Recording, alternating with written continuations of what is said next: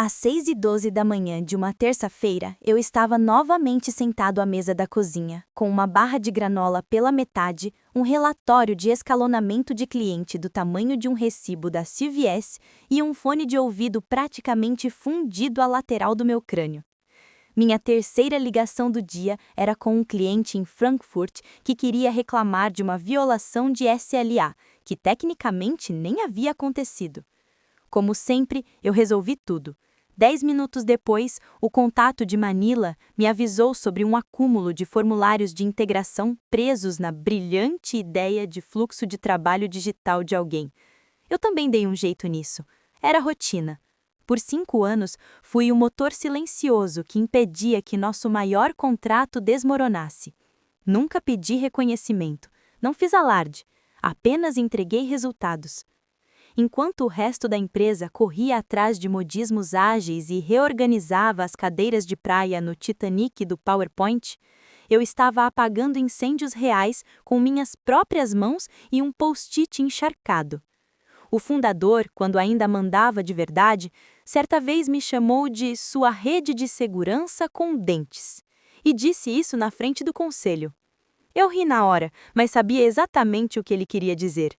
Eu era quem impedia tudo de sair do controle. Se você concorda, talvez clique naquele botão de curtir, ou até se inscreva.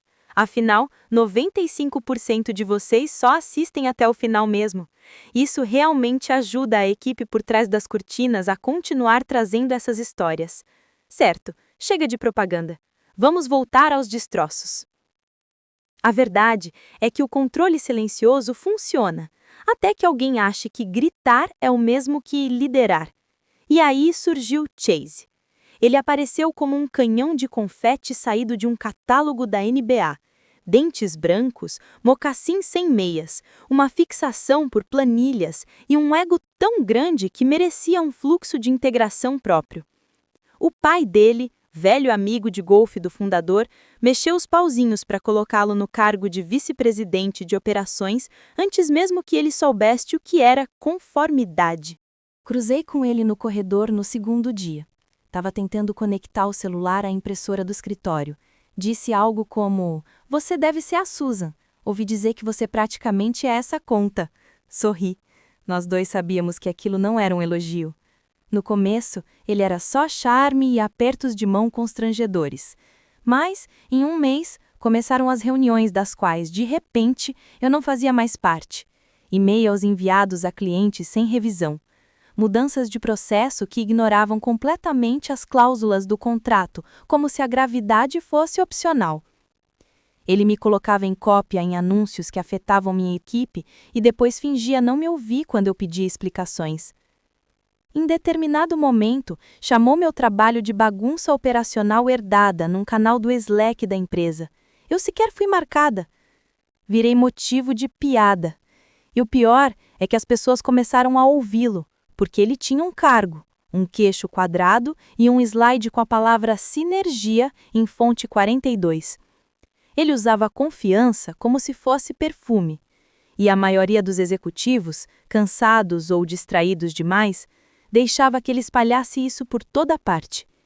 Enquanto isso, eu seguia trabalhando, gerenciando o cliente, apagando crises nas ligações da manhã, virando noites revisando documentação técnica e checando as entregas linha por linha, para que nada pegasse fogo.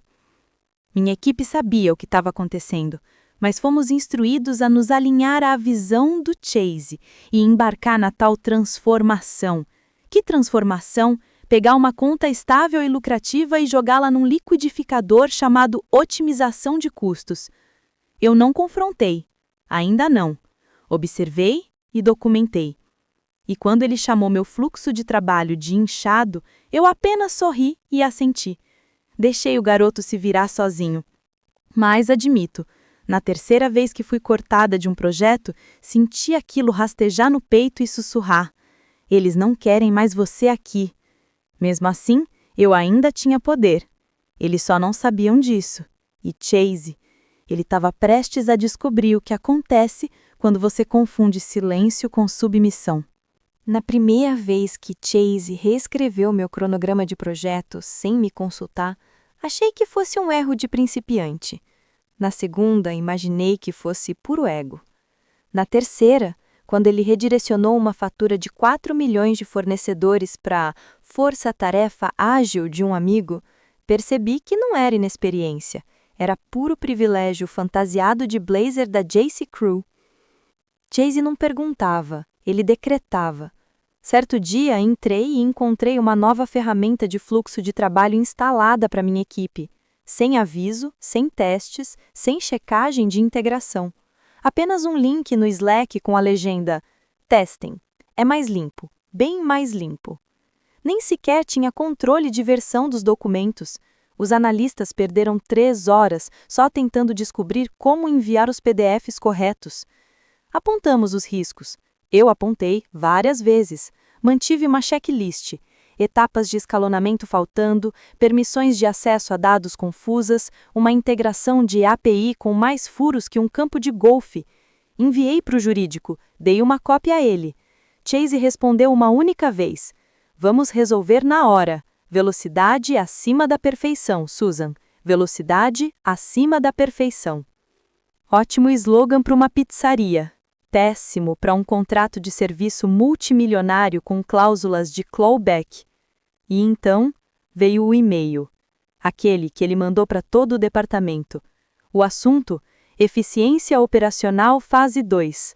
No 4º parágrafo, lá estava a pérola. Alguns processos antigos permanecem devido à resistência interna de membros da equipe apegados a métodos ultrapassados. Agradecemos a paciência enquanto modernizamos nossos métodos.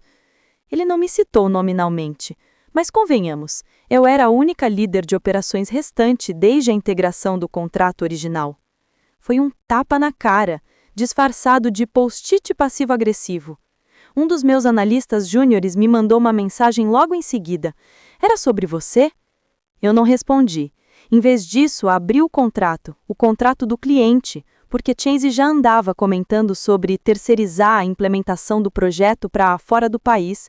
Segundo ele, isso economizaria 30% e deixaria tudo mais enxuto para os investidores. Não importava que o SLA do cliente exigisse um líder de escalonamento baseado nos Estados Unidos, nem que eu tivesse sido nomeada oficialmente para esse papel, e muito menos que houvesse uma cláusula escondida, 3 páginas abaixo, incluída em 2020 no caos da pandemia, vinculando a continuidade do contrato à presença do pessoal nomeado. Pessoal nomeado, no caso, eu. Quando mencionei o assunto casualmente numa reunião de liderança, Chase ignorou. Vamos pedir ao cliente para mudar isso. Linguagem antiga. Perguntei se o jurídico havia revisado o novo plano. Ele apenas sorriu e disse: o jurídico trabalha para a gente. Eles vão aprovar. Eu podia ter rido, mas não ri. Apenas adicionei a cláusula aos favoritos e enviei uma mensagem discreta ao jurídico com o assunto Relembrete 6.4b, mencionando os termos de pessoal e continuidade. Sem comentários, só o texto da cláusula e o registro de data e hora. A partir daí, as coisas aceleraram. Fui retirada das ligações semanais com o cliente. Chase mandou no meu lugar o gerente de sucesso do cliente, um cara até simpático, que achava que SLA significava agilidade no nível de serviço. O cliente percebeu. Claro que percebeu. Cadê a Susan? Perguntaram em mais de uma ligação. Ah, ela está cuidando de otimização interna, a equipe respondia. Eu estava 3 andares acima deles, observando, ouvindo, esperando. A tensão começou a crescer. Não em explosões, mas nas conversas que paravam de repente quando eu passava, nos silêncios educados, nos convites vagos para reuniões que até pouco tempo atrás eu mesma liderava. Eu estava sendo apagada a cada nova atualização do calendário, mas não se apaga alguém como eu tão facilmente. Você não passa 5 anos construindo um sistema com suas digitais em cada função só para ser ignorada por um nepotista com MBA e obsessão por Trello. Então, fiquei quieta. Deixei que erguessem o castelo de areia deles, deixei que movessem as peças, deixei que esquecessem que a base tinha meu nome gravado em tinta permanente. Era o vídeo trimestral, aquele show corporativo onde todo mundo aparece de terno e sorriso ensaiado. Você sabe como é. A foto de família da disfunção organizacional, em que todos fingem que Chase não é apenas o queridinho dos fundadores materializado em forma humana. Eu estava em terceiro na pauta. Logo depois do anúncio do novo líder de marketing, chegou a minha vez. Minha apresentação era sobre a saúde do cliente, métricas de entrega, taxas de escalonamento, o mesmo relatório que eu entregava religiosamente a cada trimestre. Só que dessa vez, eu não estava apenas expondo dados, eu estava reafirmando o território, deixando claro que o contrato não apenas se mantinha firme, mas prosperava, tudo sustentado pelo sistema que eu mesma havia criado. Eu tinha talvez 6 frases ditas quando aconteceu. Chase se inclinou para frente, com aquele sorriso de quem está prestes a pedir alguém em casamento num reality show. Na verdade, Susan, ele disse, me interrompendo no meio do slide, esta será a última vez que você fará essa apresentação. Vamos terceirizar o projeto dela a partir do próximo ciclo. E então, do nada, ele clicou no botão de silenciar. Mutada na frente do fundador, do conselho, dos investidores, de toda a empresa. Eu não conseguia reativar o áudio. Ele tinha removido meus direitos de apresentadora. Fiquei ali, congelada na tela, segurando o ponteiro, a boca ligeiramente aberta no meio de uma estatística. Cada fibra do meu treinamento corporativo gritava para eu manter a compostura. Atrás dos olhos, fúria. Quer falar de humilhação? Experimente ver seu legado sendo apagado como um quadro branco na frente de 137 colegas e 3 acionistas, enquanto o plano de te substituir é anunciado como se fosse o lançamento de um novo produto. Quer falar de raiva? Experimente ser silenciada, ao vivo, sobre um projeto que carrega suas impressões digitais, enquanto um sujeito que ainda encaminha e-mails para si mesmo como backup chama isso de vitória em eficiência. O que Chase não sabia era simples. Se ele desligasse meu microfone, eu afiava a minha mira. Eu não disse nada, não reagi. Apenas encarei a câmera como se ela me devesse dinheiro. E então, fechei o laptop.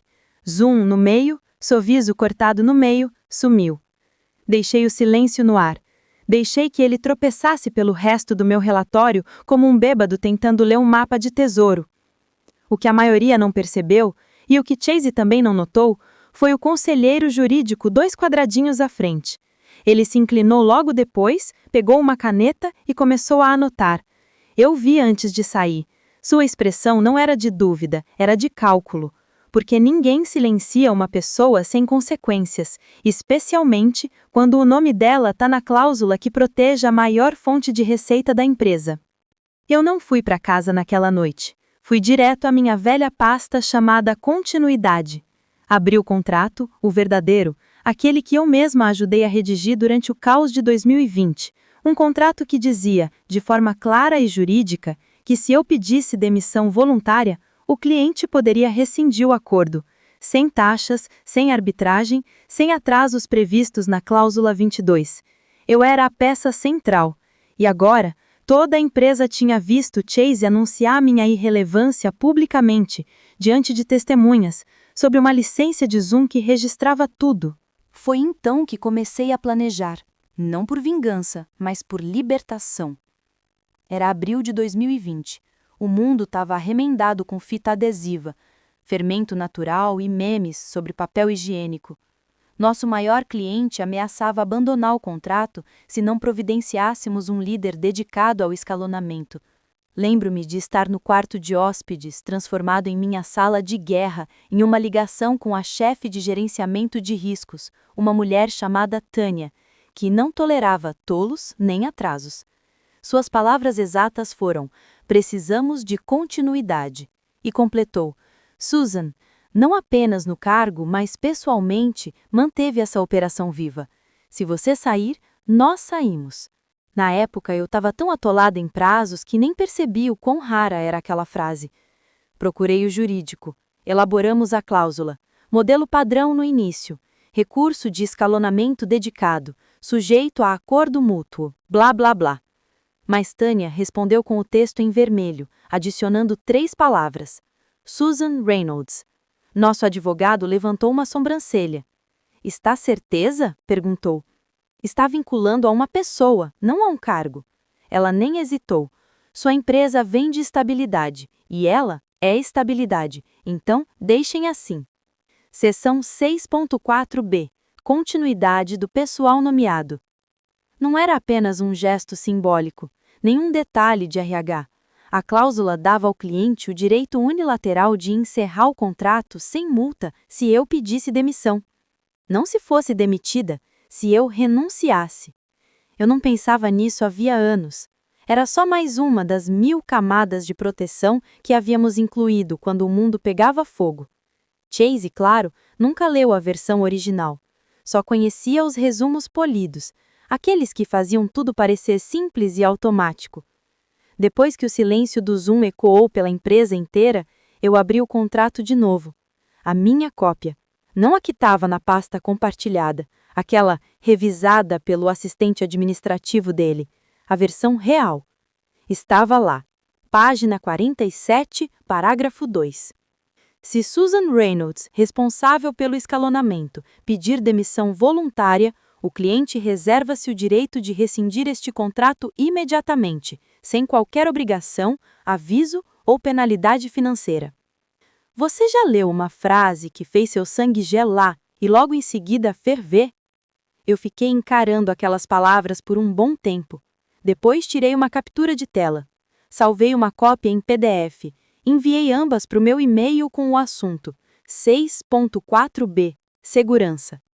Sem dizer nada, acessei o repositório jurídico seguro ao qual todos nós tínhamos acesso, ou, como brincávamos, a pasta CYA. Enviei o contrato completo, sem alterações.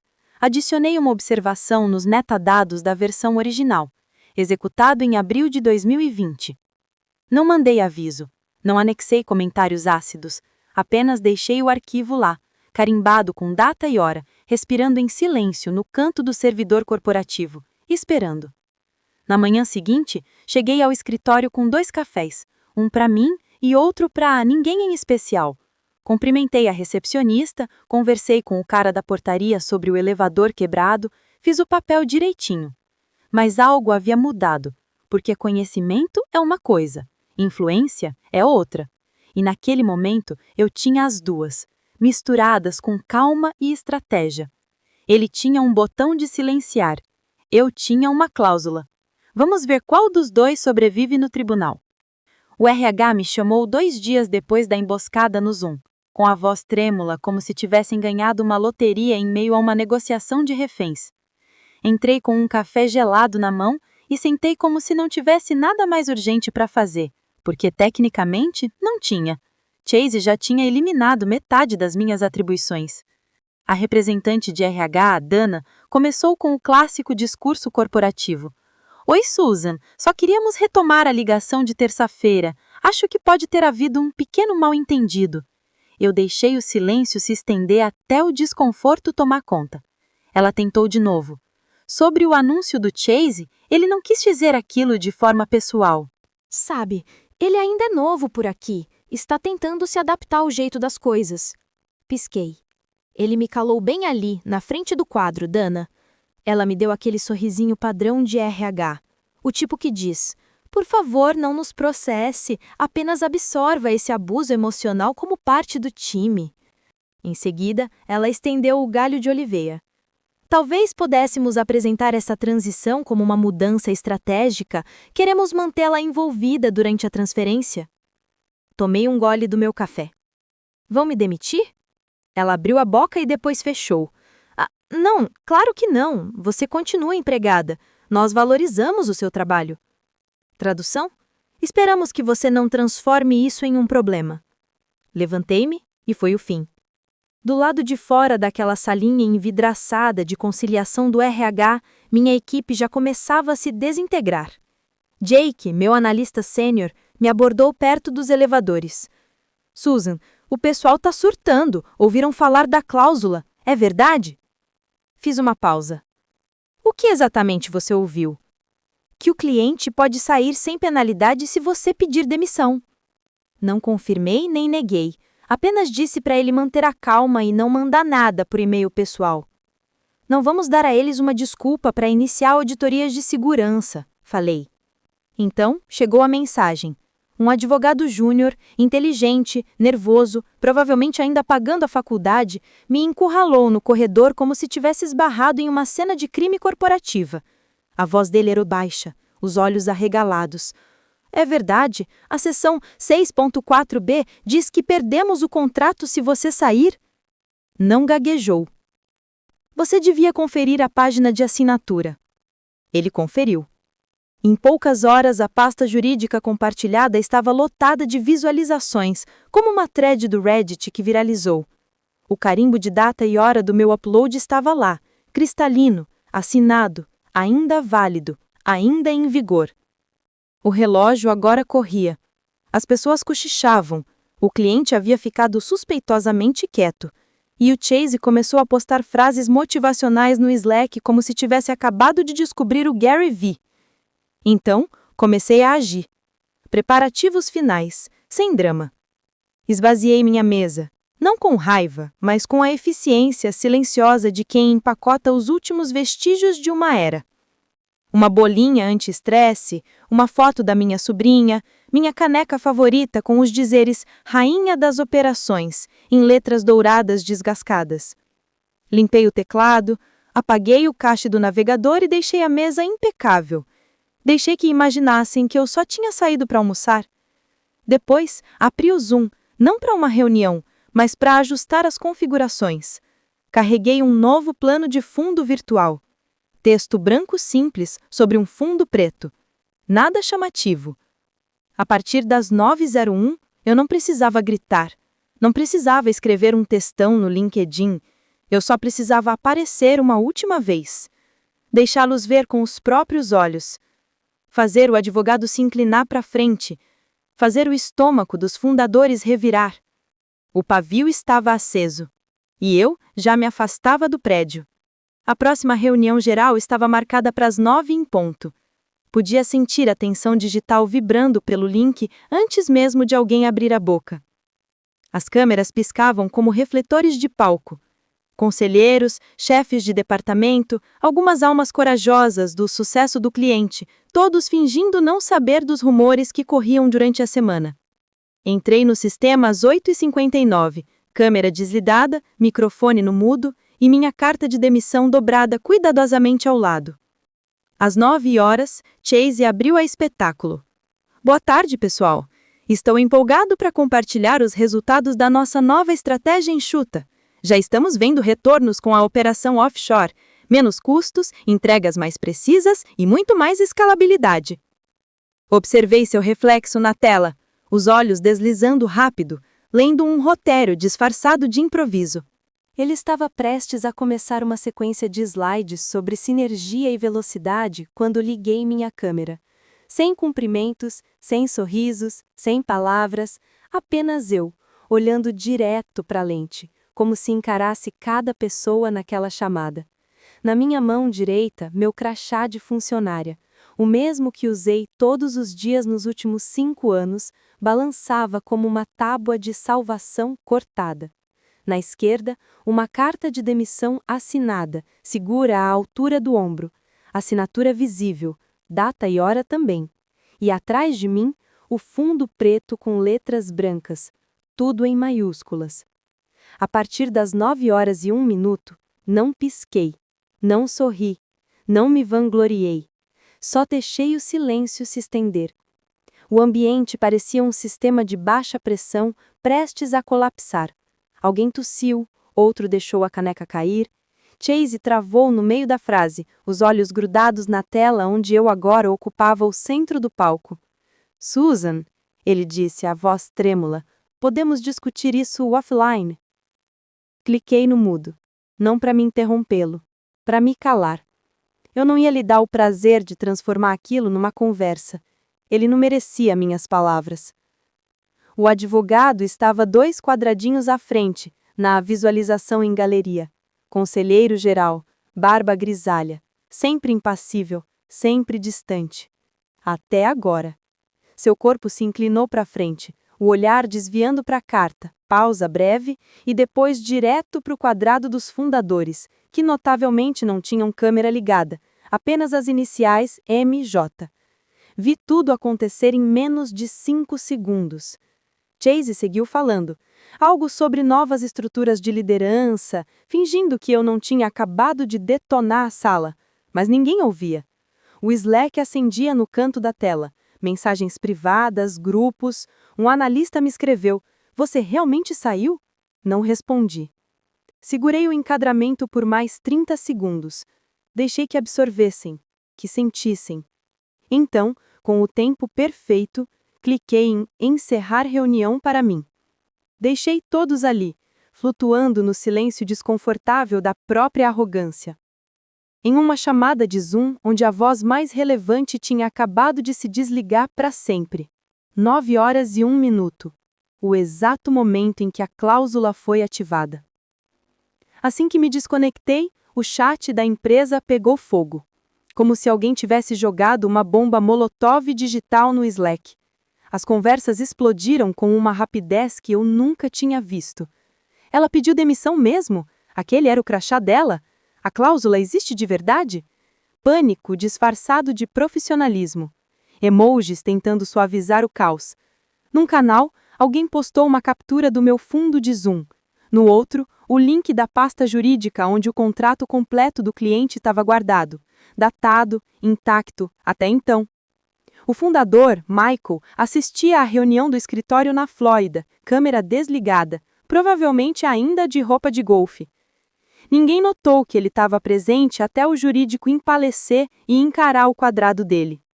"Ela não fez isso", murmurou Michael, quase para si mesmo. O conselheiro-geral, Tom, ajustou os óculos, os olhos ainda fixos no ponto onde meu quadrado havia sumido. Diz que ela não pediu demissão. Ninguém respondeu, porque todos sabiam que sim, eu pedi. Tom não esperou a autorização. Saiu da sala no meio da fala, telefone já discando. Que se dane o protocolo. Não era simulação. Quando chegou a Tatânia, chefe de gestão de riscos do cliente, a notícia já tinha se espalhado. "Estou ligando para esclarecer a situação profissional da Susan. Helirisco." Formal. Tânia nem tentou ser diplomática. "Então ela realmente se foi?" Tom hesitou. "Ainda estamos avaliando." "Não estamos. Estamos revisando nossas opções e sem Susan não temos nenhuma." E foi isso. Anos de estabilidade, confiança e reputação corporativa resumidos em uma única frase. Ela não gritou, não ameaçou, apenas acionou a cláusula 6.4b. A mesma que ela havia defendido durante a pandemia. A mesma que todos nós tratamos como uma cláusula de conforto para um cliente nervoso. Mas não era conforto, era uma alavanca, escrito, vinculativo e agora ativado pelo meu silêncio. Dentro da empresa, o caos tomou conta. Chase tentou continuar falando depois que me desconectei, mas dava para ver sua confiança se esfarelando em tempo real. Os membros do conselho no Zoom pararam de sorrir. Um dos investidores encerrou o vídeo sem dizer nada. Outro perguntou: "Quem vai assumir as responsabilidades dela hoje?" Chase piscou. "Temos cobertura com o time offshore." "Não, hoje", o investidor repetiu. "Quem é o responsável agora?" Nenhuma resposta. Ele parecia um homem assistindo o chão se abrir lentamente sobre os próprios pés. Enquanto isso, eu já estava de volta ao meu apartamento, descalça, vendo a chuva escorrer pela janela. Preparei um sanduíche, coloquei um podcast para tocar e deixei o caos acontecer sem mim. Tranquila, desconectada, fora de alcance, porque eu já sabia o que eles ainda não sabiam. Você não se recupera depois de humilhar publicamente a pessoa nomeada em contrato ao vivo. Você não silencia a única figura cuja existência o próprio contrato exige. E com certeza não faz isso achando que não vai pagar o preço. Ele passou tanto tempo fingindo que eu não importava, até o dia em que parei de fingir que me importava. 21h13 depois de eu mostrar minha carta de demissão no Zoom, o cliente enviou o aviso formal de rescisão. O assunto dizia apenas: ativação da cláusula 6.4b, rescisão imediata do contrato.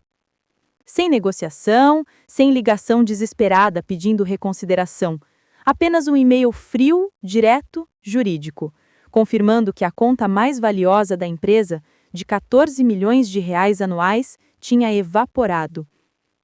A confiança dos investidores não vacilou, desabou. Ao meio-dia, 2 membros do conselho cancelaram suas agendas, alegando questões internas urgentes. Um deles encaminhou uma mensagem em cadeia para o departamento jurídico exigindo saber qual gênio aprovou aquela transição sem um plano de sucessão. O nome de Chase apareceu 5 vezes só no primeiro parágrafo. No Slack, o canal da liderança ficou mudo, sem mensagens, sem reações, apenas um silêncio denso e sufocante, o tipo de silêncio que toma conta de uma casa depois que alguém bate a porta e vai embora para sempre. Chase, ele tentou. Às 2 da tarde já estava em modo controle de danos, tentando vender a perda para os funcionários e clientes restantes como uma simples rotatividade. Lamentável, mas administrável. Chegou a disparar um e-mail para toda a empresa, mal formatado, com o título Mudança traz oportunidade. Terminava com uma citação de um blogueiro de tecnologia. No caos, há oportunidade. Felizmente para ele, o caos também traz consequências, porque o jurídico não estava colaborando. Tom, o mesmo conselheiro jurídico que tentou intervir durante a minha saída, agora o contradizia abertamente em teleconferências com investidores. Quando perguntaram se o contrato foi perdido por causa da minha demissão, ele não enrolou. Sim, respondeu sem hesitar. Cláusula 6.4b, ativada. Era válida, vinculante e foi ignorada pela diretoria apesar dos inúmeros alertas. Ele não precisou citar nomes. Não era apenas dinheiro, era reputação. A conta mais preciosa dos fundadores, construída ao longo de 5 anos de suor, noites sem dormir e uma sequência de milagres silenciosos, tinha sido pulverizada por um clique no botão de mudo e pelo ego inflado de um garoto mimado. Ao cair da noite, o Twitter corporativo já estava fervendo. Alguém vazou um post vago. VP silencia líder de operações em reunião ao vivo no Zoom. Depois de 24 horas, o maior cliente some. Mistério resolvido. O tweet alcançou 12 mil curtidas em 2 horas. Recebi uma mensagem de Clara, uma das minhas ex-gerentes de produto que saiu 6 meses antes. Você destruiu eles com um gesto lendário. Depois veio outra, do Jake. Eles estão andando pelo escritório como se fosse uma cena de crime. E ainda outra de alguém que eu nem conhecia. Cláusula 6.4b, execução impecável. Não respondi a nenhum deles. Eu estava ocupada montando um novo plano de integração para outro cliente. Novo mesmo, um que havia me ligado naquela manhã, oferecendo um contrato de consultoria de curto prazo. Eles viram as consequências. Entenderam o valor, queriam a pessoa que compreendia o sistema, não o garoto que o destruiu. Eu já não sentia raiva, isso tinha evaporado dias atrás. Restava só aquela sensação vítrea de vingança, a paz de quem sabe que estava certa o tempo todo e deixa o mundo perceber sozinho. Terceirizaram meu projeto, mas se esqueceram de um detalhe: eu era a única peça que não podiam substituir. O e-mail vazou 3 dias depois. Ninguém soube quem o enviou. Uns diziam que foi um estagiário de TI, outros que alguém do financeiro simplesmente cansou. Não importava. O e-mail do conselho atingiu a empresa como um tijolo atravessando uma vitrine. Assunto: você silenciou a pessoa nomeada. Sem saudações, sem rodeios, só fúria e fatos. Michael, o fundador, já estava exausto de fingir controle. Permaneceu calado durante a maior parte da crise, escondido atrás de notas oficiais e discursos vazios, mas agora, com o M&A indo para o ralo e os investidores ligando sem parar, ele estava acabado. O e-mail não era endereçado a Chase, era sobre ele. Confiamos a ele a continuidade e, em troca, ganhamos ego. Você não silencia a cláusula no meio de uma reunião e acha que sai impune. Você calou a pessoa nomeada. Você assinou a própria sentença com um sorriso arrogante. Quando a empresa tentou apagar o incêndio, as capturas de tela já estavam circulando em grupos e alguém transformou tudo em meme. O rosto de Chase virou o cachorro do This is Fine, cercado de pastas de contratos pegando fogo. Na sexta-feira, ele foi afastado da supervisão do projeto e discretamente suspenso, aguardando revisão interna, embora todos soubessem o significado real disso. Seu perfil sumiu no Slack. Sua vaga no estacionamento foi realocada. O único vestígio que deixou foi uma reunião marcada com o título Sinergias Estratégicas, que ninguém teve ânimo para comparecer. Enquanto isso, o jurídico fez o que sempre faz quando se cansa de ser ignorado. Confirmou oficialmente a validade da cláusula e a enviou a todos os clientes ativos para fins de transparência. Foi um movimento calculado, um sinal claro ao mercado de que sim, a empresa afundou, mas apenas porque alguns esqueceram como os contratos funcionam. Eles não tinham mais como se esconder. Precisavam admitir o erro. O M&A foi adiado indefinidamente. O comprador queria estabilidade e recebeu uma demissão viral no Zoom, junto com um índice de retenção despencando. A avaliação da empresa caiu 2 dígitos. Contratações congeladas, engenheiros sêniores pedindo demissão, mas eu já estava 6 passos à frente. Aceitei a oferta de consultoria. Novo escritório, novo crachá, novo começo. Nada luxuoso, só 4 paredes, uma cadeira decente e um cliente que perguntava antes de fazer mudanças. Naquela terça-feira de manhã, chegou um buquê, rosas vermelhos escuro, simples e elegantes, sem cartão, apenas um bilhete dobrado sobre a fita.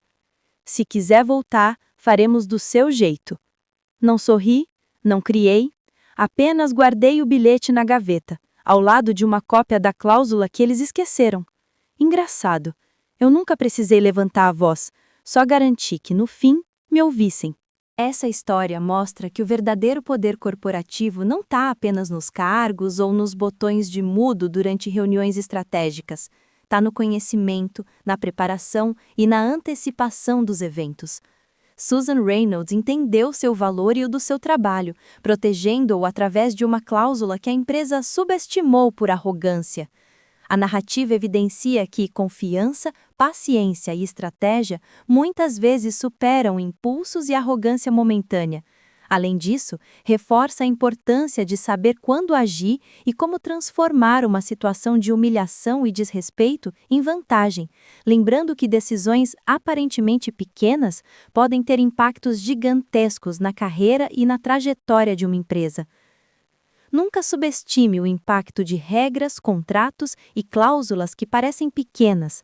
A história de Susan mostra que proteção estratégica e atenção aos detalhes podem ser a diferença entre ser silenciado ou manter o controle de sua carreira. Arrogância e a tentativa de apagar alguém valioso podem gerar consequências inesperadas e irreversíveis. Além disso, evidencia que paciência e planejamento superam reações impulsivas. Um profissional preparado que conhece seu valor e as proteções legais de sua função pode transformar situações de aparente derrota em oportunidades, ensinando que a justiça corporativa nem sempre é imediata, mas é inevitável quando as regras são respeitadas. Agora me diz, se você estivesse no lugar de Susan, teria agido da mesma forma ou tentado outro caminho? Você acha que a cláusula 6.4b foi a maior arma de Susan ou apenas um detalhe estratégico dentro de um plano maior? Escreve aqui nos comentários, eu quero muito saber. E não esquece, deixa também o seu comentário com uma classificação de 1 a 10 para mostrar o quanto você gostou, porque assim eu consigo trazer mais vídeos que sejam interessantes para você. Se você curtiu essa história de poder e estratégia corporativa, não esquece de curtir o vídeo e se inscrever no canal para mais histórias intensas como essa.